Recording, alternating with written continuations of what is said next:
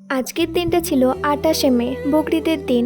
হ্যাঁ, আমাদের মুসলিমদের কাছে এই দিনটা খুব স্পেশাল একটা দিন। বকরিদ কথার অর্থ হলো ত্যাগের উৎসব।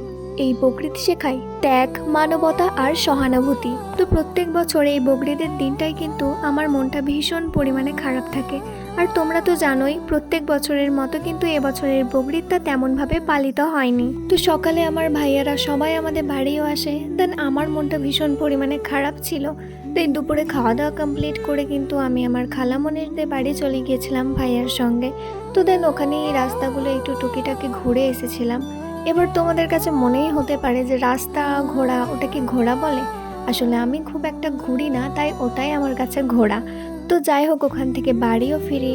আর তোমরা তো জানোই যে বিগত ৩-৪ দিন হলো আমার শরীরটা প্রচুর পরিমাণে খারাপ, যে বলার মতো নয়। ওই জন্য আমি কন্টিনিউ ভিডিও আপলোডও করতে পারছি না।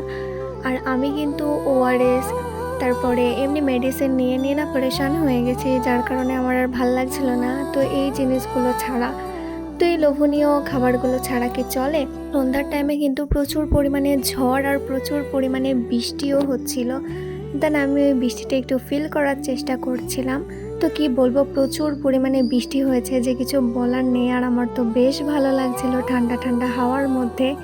আচ্ছা, তোমরা এবার বলে যাও যে তোমরা কে কোথা থেকে আমার ভিডিও দেখছো আর আমার ভিডিও তোমাদের কেমন লাগে। দুপুরে কিন্তু আমি আমার স্যারের কিছু কাজও করছিলাম। তো তোমরা দেখো, এগুলো হলো আমার হাতের কাজ, তোমাদের কেমন লেগেছে? পুরোপুরি এখনো কমপ্লিট হয়নি, তবে কমপ্লিট হলে অবশ্যই দেখাবো। আজকের মতো মিনি ব্লগটা এতটুকুই। আল্লাহ হাফিজ।